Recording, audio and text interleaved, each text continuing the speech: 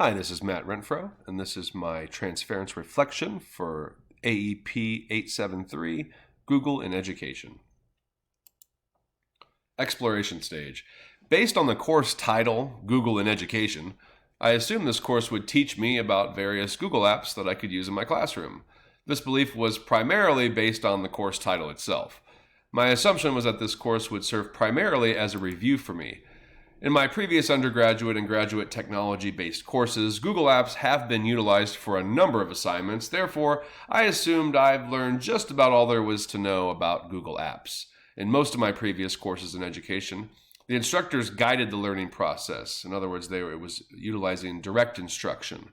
While there were tutorials of various digital tools as well as various forms of modeling provided, it was essentially direct instruction types of courses. This was the approach I anticipated upon enrolling in AEP 873 this semester. Explanation stage. While the crutch of my assumption was correct, I found that there was quite a bit of information and knowledge left for me to gain in regard to Google's apps. This course offered far more than just a review for me. While other courses touched on various Google apps, this particular course allowed me to dive further into each app, exploring and learning new things each Google app has to offer. I also found that this course not only provided opportunities to learn more about Google Apps, but it also emphasized the benefits of schools utilizing Google Apps for education. The instructional approach varied from my original belief of how the course would be offered. While the professor did offer direction and guidance, it was myself, along with my peers, at the center of our learning. Rather than the professor having to explain the features of each tool, we were offered official tutorial pages and slides, and we were left to be at the center of our own learning. With multiple assignments involving peer collaboration, I was at the center of my own learning, not the instructor. It was a class based on the constructivism approach, and that was made possible through the use of Google Apps. Apps such as are being used worldwide, from small businesses to Fortune 500 companies, and this is largely due to the collaborative features that Google Apps offer.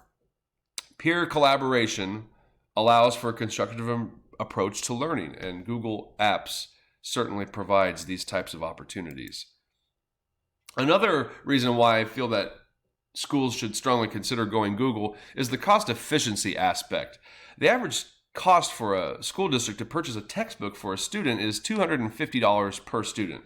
A Google Suite for Education for each student costs $48. Now, that's not to say that all textbooks could be eliminated just by simply switching to Google Suite, but a number of articles, a number of texts, a number of pieces of literature can be accessed electronically and posted through various types of Google apps, and therefore we could eliminate quite a few textbooks if we simply just switched to Google Education. Conjecture stage. The constructivist approach to learning is by far more engaging than direct instruction for students. At times, it proves to be more challenging than traditional instruction. While we as students may often prefer the easier path, I know that we are experiencing deeper and more authentic learning when the onus of learning is on our shoulders, not the instructors. I have learned a great amount in this course through my interaction with peers and my own exploration, mainly through the use of these Google apps.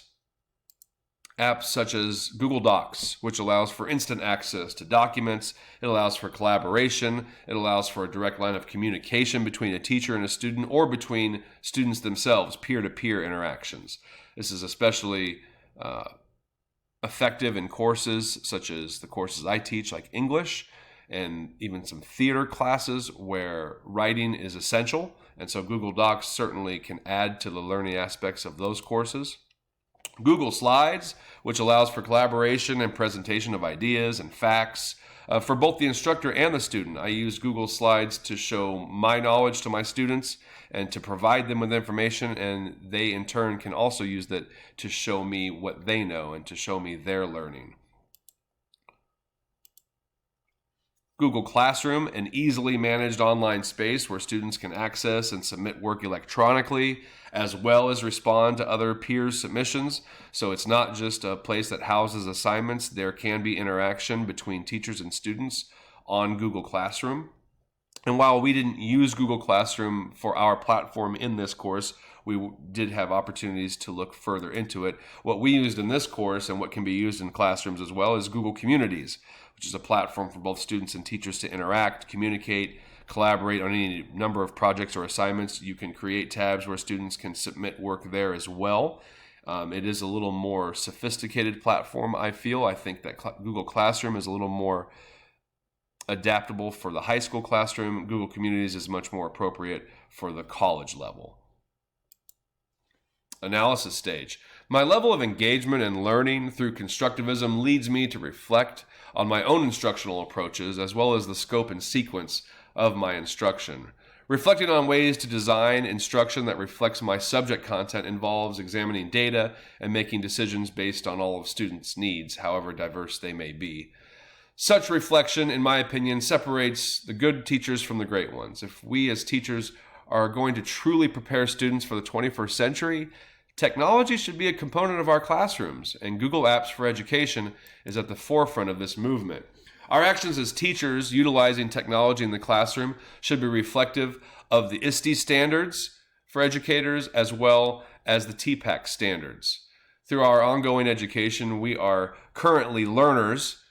However, we should always be learners. That role should never change. In our schools, we may be a leader or a citizen, a collaborator, a designer, a facilitator, or an analyst, depending on our actions and intentions at any given time or for any given lesson. The TPACK standards involve technological knowledge, pedagogical knowledge, content knowledge, and when all three of these can meet together, that is when true deep learning when true learning is happening in the classroom, and technology has really been properly integrated into the lesson. Synthesis stage. Through my learning in this course and subsequent reflection, I now know what a course that utilizes constructivism effectively looks like. Moreover, I see how technology can lend itself to a constructivist approach, especially through the use of Google Apps. When it comes to student-guided learning, technology can help students learn information in ways a teacher simply cannot. It's something I discovered firsthand through this course, and something Google is more than capable of offering today's students. Through this course, I became a Level 1 certified Google teacher. I plan to continue learning how to effectively integrate Google Apps for Education into my classroom and become a Level 2, a Level 3, and hopefully eventually even a Level 10 Google certified teacher. I strongly encourage other teachers to follow suit. Google Apps for Education is something we should definitely be looking at in our classrooms and our schools across the nation. Students will inherit a technologically advanced world that utilizes remote collaboration, and Google specializes in collaboration. It's time we prepare our students for the world that they are going to enter, and the way to do that is by integrating Google Apps for Education into the classroom. Thank you so much.